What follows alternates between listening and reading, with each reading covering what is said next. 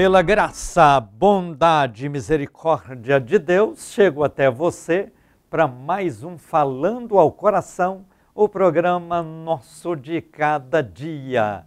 Que a graça e a paz de Cristo Jesus possam, na sua vida, proporcionar aquelas experiências revolucionárias com Cristo, porque as mudanças do Evangelho na vida de pessoas são radicais.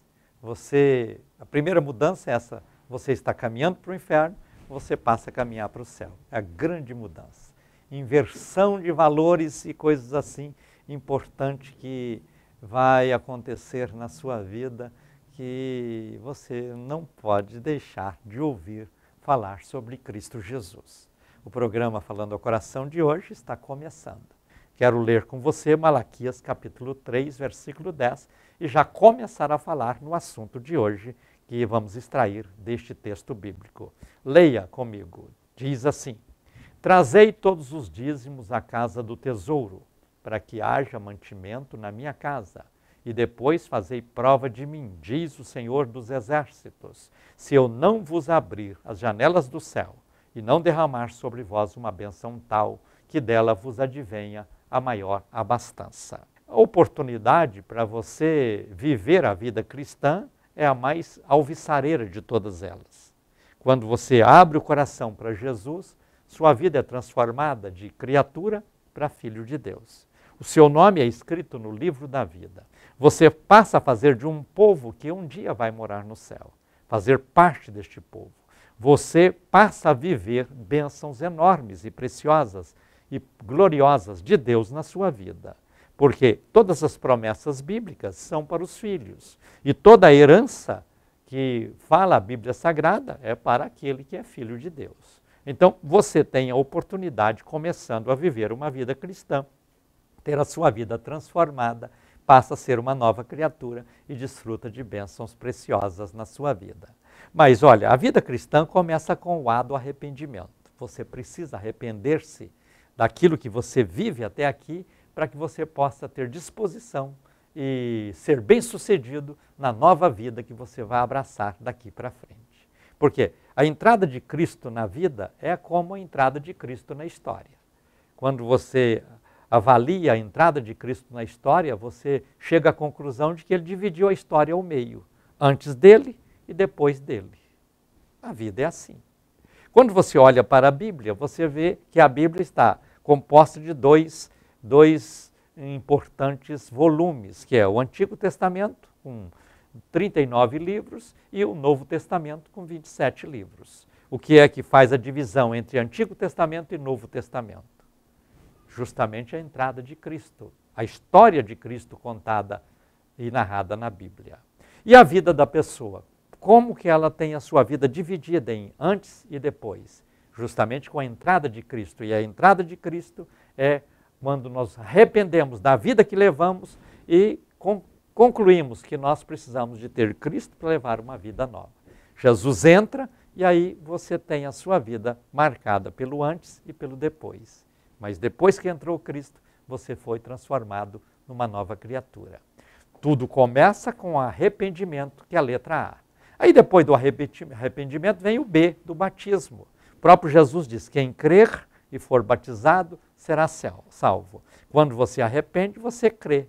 E aí você crendo, você passa a viver uma vida nova. Aí você vem para a igreja que prega a Bíblia, a igreja que anuncia a Bíblia, porque olha, nós temos que ter certas precauções com respeito à vida espiritual.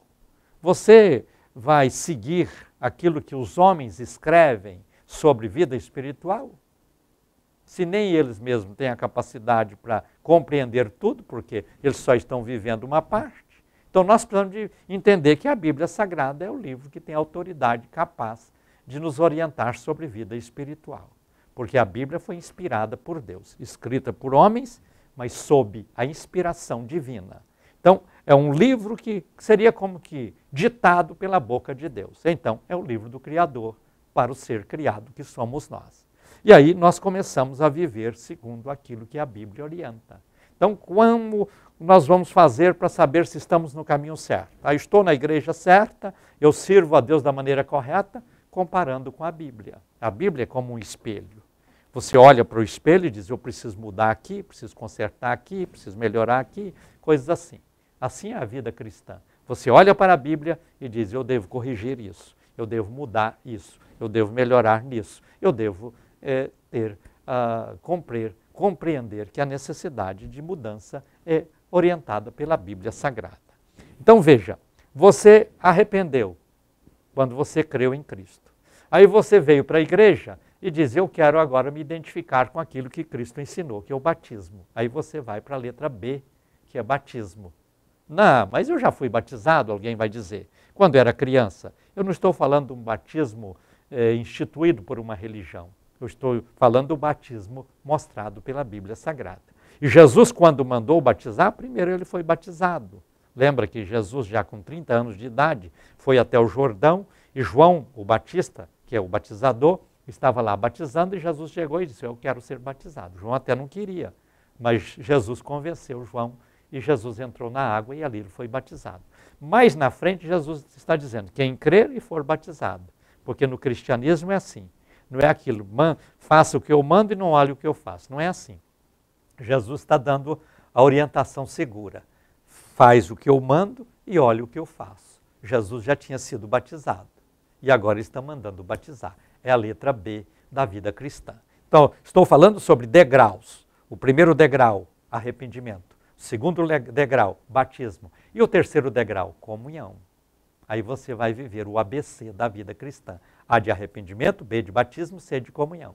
Aí você, na comunhão uns com os outros, você cresce, você ajuda outros a crescerem, você vai compartilhando, sendo compartilhado, você vai ministrando, sendo ministrado. E aí é necessário que você viva na prática aquilo que é comunhão. Ah, mas eu sou um crente isolado, não vou à igreja, fico dentro de casa, você está errado, redondamente errado. Você precisa fazer parte de uma igreja. Ali você vai exercer a comunhão. Fazer o exercício da comunhão é convivência. Convivência com as pessoas. A comunhão traz paz ao coração, a comunhão tira o sentimento de inveja, porque tudo é comum, você quer que as pessoas cresçam, em detrimento do seu crescimento, você tem prazer, alegria de ver o crescimento do outro. E assim você vai vivendo a vida cristã até que Cristo volte, ou até que a sua vida aqui termine. Então veja, nesta vida igreja, você vai fazer parte naquilo que é mais importante na vida, que é servir. Servir a Deus. Aí você passa a servir com seu talento, com os seus recursos. Ah, mas vai falar em dinheiro? É claro que falo em dinheiro. A Bíblia ensina sobre dinheiro. A Bíblia fala sobre contribuição. Eu não estou dizendo de certas organizações que levam isso para o campo da exploração, não é isso. Eu estou dizendo sobre aquilo que a Bíblia ensina. E o tema de hoje é dízimo. Dízimo. Nós contribuímos com os nossos dízimos, contribuímos com as nossas ofertas, contribuímos com a nossa participação. Então você está na igreja para servir. E aí você, com seu talento, com seu potencial, você dá a sua parcela de colaboração. Mas não dispensa de contribuir com as suas ofertas e também ser fiel no seu dízimo. A oferta é uma contribuição que você faz de acordo com a sua possibilidade, você faz de acordo com o seu coração, você faz de acordo com a necessidade da igreja. Então, se você tem mais, dá mais, se tem menos, dá menos, é de acordo com aquilo que você pode. Agora, o dízimo não, o dízimo é a 10ª parte daquilo que você ganha. Você recebe 100, então você tira a 10ª parte e entrega no tesouro da igreja e vive com a 90. Quem é que administra dízimo? É a igreja. A Bíblia diz, trazei todos os dízimos à casa do tesouro, depois fazei prova de mim, se eu não vos abrir janelas dos céus e lhes proporcionar grande abundância de bens. Então veja, a recompensa será grande. Então a igreja, por que a igreja precisa das ofertas e precisa dos dízimos? A igreja precisa comprar terreno para construir, precisa construir. Depois que constrói, precisa mobiliar. Depois que mobília, tem que manter o funcionamento. Aí é som, é ar-condicionado, é limpeza, é energia elétrica, é água, é reforma, é ampliação, essa coisa toda. Com o que é feito? Com dízimos e ofertas. Quando você diz assim, eu sou contra falar de dízimo, falar de dinheiro na igreja, sou contra dízimo, sou contra a oferta. Mas você, quando vai a uma igreja, você assenta numa cadeira que foi comprada com dízimos e ofertas. Então, por que você é contra e usa? Quando você entra num templo que o terreno foi compro e o prédio foi construído com dízimos e ofertas. Então, como que você vai num lugar que foi adquirido ou construído com dízimos e ofertas e você é contra isso? Você chega lá, você ouve um cantor pregar e fala, que música tão linda. Olha, o cantor está cantando, o pastor está pregando, porque tem um som para que você possa ouvir. Som adquirido com dízimos e ofertas. Quando você vai ao banheiro da igreja para fazer as suas necessidades, você usa água e aquela água está sendo paga com dízimos e ofertas. Quando você entra no templo, se tiver tudo escuro, eu não vou ficar aqui, está escuro, não tem energia elétrica. Aí você exige que tenha energia elétrica, ok, é correto, mas aquela energia elétrica, cara que está sendo paga com dízimos e ofertas. E aí como é que você quer que a igreja faça o seu trabalho e que você seja abençoado ali, se você é contra dízimos e ofertas? Olha, o maior adversário de contribuições na igreja chama-se Satanás.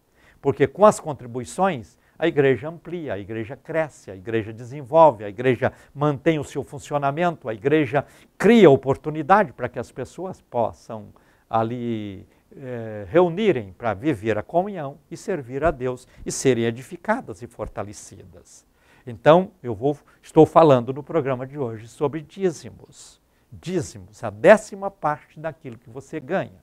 É claro que é um negócio socializado. Ganha pouco, dá pouco. É 10% do que ganha. Ganha muito, dá muito. É 10% do que ganha. Conta-se que um determinado irmão chegou para o pastor um dia e disse, pastor, eu quero contribuir com a igreja, mas eu não tenho emprego. Ora a Deus para mim, para que eu possa ter um emprego. Aí o pastor orou e Deus abriu a porta do emprego. E aí ele disse, agora eu vou dizimar. Deus abriu a porta. E naquele emprego, um emprego bom, ele foi crescendo no emprego. Começou ganhando praticamente o básico, que era um salário mínimo, e fiel. Salário dobrou, fiel. Salário triplicou, fiel, pagando o seu dízimo. Salário multiplicou 5 vezes, continuou fiel. Mas aí o salário subiu muito, subiu 20 vezes. Aí ele começou a fazer conta. Eu ganho aí praticamente 20 mil por mês, estou dando 2 mil de dízimo, e começou a fazer conta. Com 2 mil eu pago a prestação de um carro, com 2 mil eu faço uma poupança, no final do ano eu tenho 24 mil. Com 2 mil eu posso fazer isso, fazer aquilo e tantas coisas mais. E ele disse, agora ficou difícil. Ficou difícil. Procurou o pastor. Disse, pastor, eu estou com um problema. Qual é? Quando eu ganhava pouco, eu não tinha dificuldade de dizimar. Eu ganhava pouco, dava 10% do que eu ganhava. Agora eu estou ganhando muito. Como que eu faço, pastor? Eu não estou dando conta de ser fiel, porque eu fico pensando, eu pagar esse valor todo mês de dízimo, vai me fazer falta em alguma coisa. Eu preciso pensar no futuro, dizia ele. Aí o pastor disse, tá bom, ajoelha aí, eu vou orar de novo. Lembra que aquele dia eu orei, Deus abriu a porta para que você fosse fiel e você assumiu o compromisso? Ok. Ele orou, Senhor, abençoa este irmão. Ele foi fiel durante toda a vida quando ele ganhava pouco. Agora que ele está ganhando muito, está tendo dificuldade. Eu vou pedir, faça com que ele volte a ganhar pouco outra vez, porque aí não vai ter mais dificuldade. Senhor, agora mesmo, essa semana, começa a regredir na vida dele a questão dos ganhos e que ele volte ao início de tudo, um salário mínimo. O irmão falou, por favor, pastor, eu pedi o senhor me abençoar, o senhor está me amaldiçoando. Ele falou assim, é o que você está pedindo, você não tinha dificuldade de ser fiel quando ganhava pouco, está tendo dificuldade quando ganha muito, então eu vou pedir a você pedir a Deus para voltar você ao início de tudo. E ele disse, não, por favor, eu vou ser fiel. Então veja, nós precisamos de entender que o dízimo é assim, é de acordo com aquilo que você ganha. Mas eu não sei quanto eu ganho por mês, mas você sabe quanto você gasta. Então, pelo menos paga o dízimo daquilo que você gasta. E aí você estará no final do ano, teve um lucro maior e tal, você faz as contas e contribui. Mas dízimo é 10% daquilo que você ganha. E a promessa de Deus é grande. Primeiro, janelas do céu se abrem. Segundo, vida com abundância. Terceiro, fecha a boca dos devoradores. Então, você é melhor viver com 90% do que ganha e ter uma vida abençoada do que viver com 100%. E os devoradores só ir pegando pelas beiradas e tal. E chega no final do mês, você está devendo, pendurado, cheque especial, cartão de crédito e tantas coisas mais. Então, viver segundo aquilo que a Bíblia ensina é o melhor caminho. Você tem sido contra o dízimo? Eu vou falar mais daqui a pouquinho sobre este assunto. Eu preciso falar com você sobre isso, porque ou você se converte nesta área, ou você vai enfrentar muitas dificuldades na vida, pela vida afora. Então, é melhor você olhar para aquilo que a Bíblia ensina para viver uma vida cristã de grandes bênçãos e muitos resultados. Eu quero fazer neste instante a primeira oração do programa de hoje. Eu quero pedir a Deus para abençoar você, que é um evangelista associado. Ora comigo, Senhor, obrigado por cada pessoa que me ajuda financeiramente a manter este programa no ar. Estenda, Senhor, as tuas mãos sobre estas pessoas para que elas sejam altamente recompensadas por ti. Faça-as vitoriosas nos seus sonhos, nos seus projetos, nos seus objetivos de vida e que elas possam crescer e desenvolver cada dia, Pai, para viverem uma vida de grandes colheitas, de grandes resultados. Recompensa estes teus filhos, eu te peço sempre, no nome de Jesus. Amém.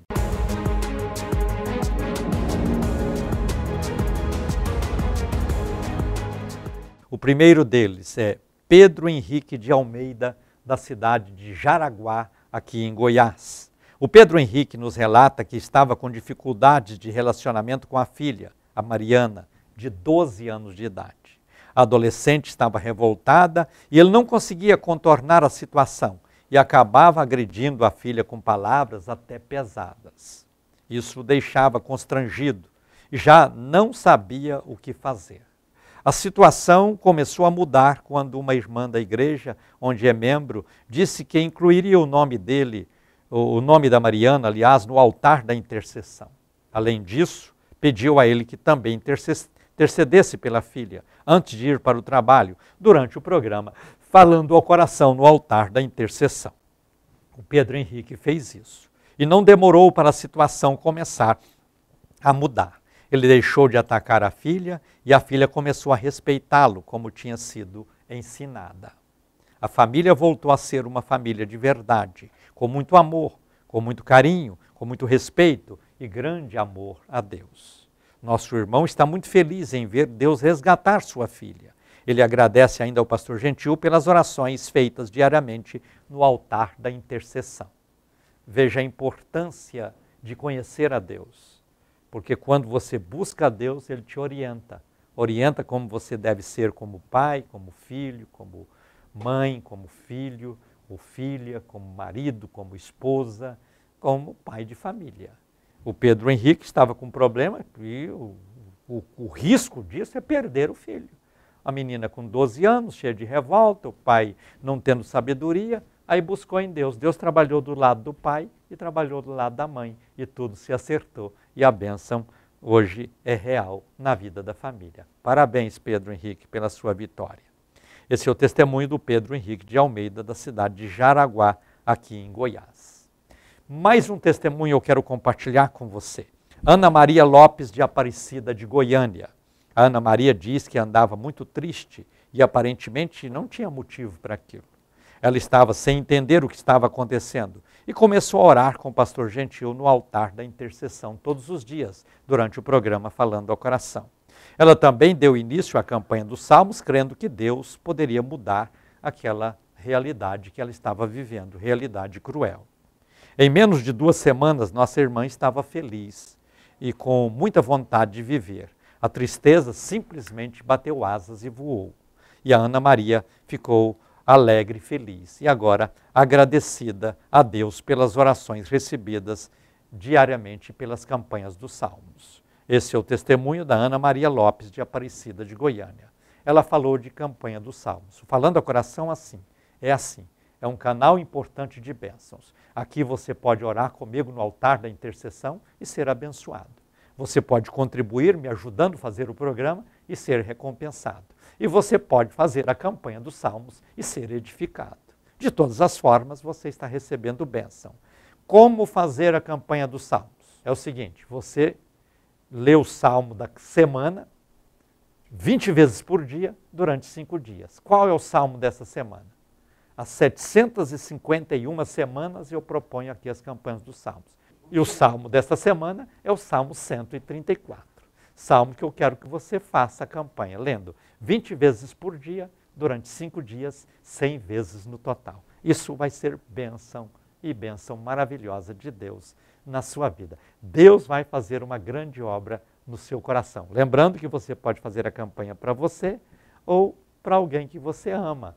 E Deus vai, desta forma, te recompensar de maneira especial. Porque você lendo a palavra, você corrige aquilo que está errado na sua vida. Você melhora como ser humano, melhora como cristão, melhora em todos os sentidos. E a melhora vai refletir no seu relacionamento, no seu dia a dia, nas suas atividades, em tudo aquilo que você vive e faz. Importante você viver isso. Vamos voltar ao assunto de hoje. Malaquias capítulo 3, versículo 10. Leia comigo. Trazei todos os dízimos à casa do tesouro, para que haja mantimento na minha casa, e depois fazei prova de mim, diz o Senhor dos Exércitos, se eu não vos abrir as janelas dos céus, e não derramar sobre vós uma bênção tal, que dela vos advenha a maior abastança. Dízimo foi e sempre será uma fonte importante de bênçãos na vida de cada cristão. Através do seu dízimo, você está ajudando a ganhar outras pessoas para Cristo. Através do seu dízimo, você está ajudando a igreja a cumprir o seu papel da evangelização. Através do dízimo, você está dando a sua parcela de colaboração para que o reino de Deus possa se expandir na face da terra. E bênçãos e mais bênçãos virão sobre a sua vida. Você, por certo, já ouviu falar sobre devorador, sobre gafanhoto e coisas assim. Aquele que paga o seu dízimo, ou entrega o seu dízimo, ou devolve o seu dízimo, não importa aí o termo que você fala, o que você usa, o importante é a ação, porque alguns falam, não, tem que ser devolver, outros tem que ser pagar, tem que ser entregar, e não faz nenhum dos três, o que adianta? Então, o importante é cumprir. Você ganhou o seu salário, vai na igreja onde você é membro, entrega o seu dízimo e administra a sua vida em cima daquilo que sobrou, que foram os 90%.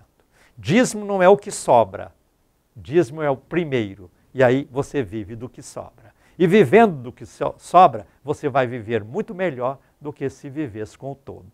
Então é importante ser fiel, porque Deus vai te abençoar.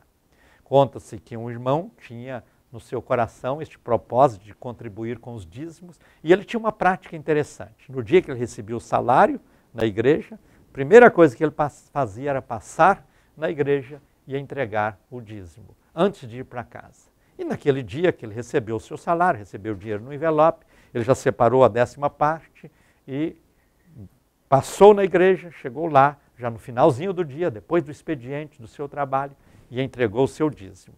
Isso já estava escurecendo. Então ele volta, pega o ônibus e vai para casa.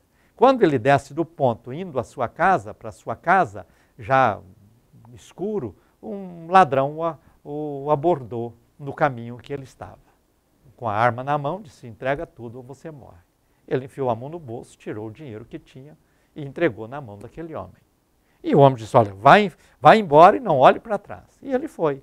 Quando ele ficou olhando, o homem passou debaixo do poste onde tinha uma luz acesa, o homem disse, ei, para aí, eu estou vendo que você está com uma calça muito nova e bonita. Vem aqui, eu quero a sua calça também. Aí o homem, aquele irmão, tirou a calça e jogou nas mãos daquele homem.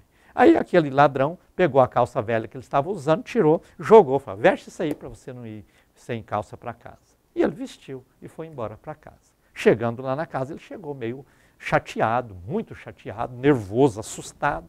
E a mulher perguntou o que aconteceu. E ele contou que tinha sido assaltado e que tomaram o dinheiro do salário. E agora, como vou pagar as contas? Ele perguntou à mulher. E a mulher disse, Deus proverá, não fique preocupado. Você foi na igreja, pagou o dízimo, saiba que Deus vai te honrar. E ela disse, olha, vai tomar um banho, eu vou preparar o jantar. Ele tirou a calça velha, suja, que o ladrão usava, e jogou na mão da esposa e disse, põe isso no lixo, eu não quero nem usar isso aí. Aí ela pegou a calça e foi levar no lixo. Como mulher cuidadosa, ela enfiou a mão nos bolsos para ver o que tinha. Quando ela enfiou a mão no bolso daquela calça velha do ladrão, ela viu que o dinheiro estava todo lá. Ela voltou lá no quarto e disse: meu marido, dê graças a Deus, porque o ladrão trocou de calça e esqueceu o dinheiro na calça velha. E aqui está o seu dinheiro de volta. E os dois se abraçaram e cultuaram a Deus e glorificaram a Deus com alegria naquela hora.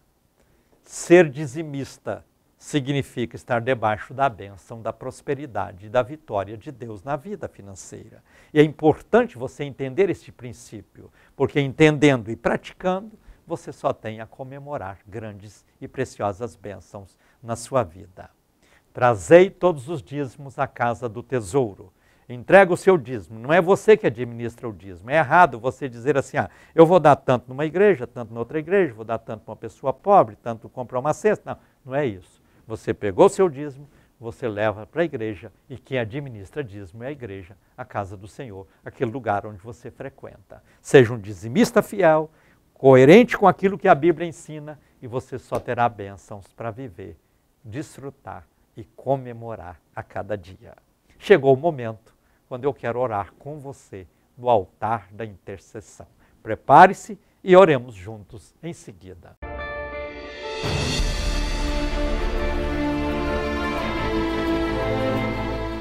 Quero aqui ungir a minha mão, vou estender essa mão ungida no vídeo e vou pedir a bênção de Deus sobre a sua vida. Oremos juntos. Senhor, diante de Ti, neste altar, eu apresento todos os nomes que chegaram para mim no transcorrer do programa, todas as pessoas que oram comigo e peço a Tua bênção, Senhor, na vida de cada um.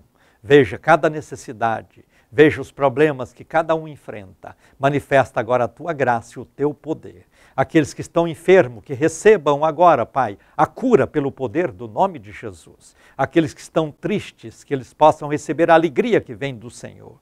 Aqueles que estão em conflitos, que eles alcancem a paz perfeita para uma vida de harmonia e de grandes bênçãos. Olha, Senhor, para cada pessoa, veja as suas necessidades e libera do Teu trono, abrindo portas e dando vitória. Pai, abençoa os Teus filhos que são dizimistas, para que a cada dia as bênçãos prometidas na Tua palavra estejam se cumprindo na vida delas. Abençoa aqueles que têm tido dificuldade, mas que estão colocando no coração o desejo de serem fiéis, Pai. Honra-os com todas as bênçãos prometidas por Ti. Sê com cada uma dessas pessoas, Pai, eu oro sempre no nome de Jesus.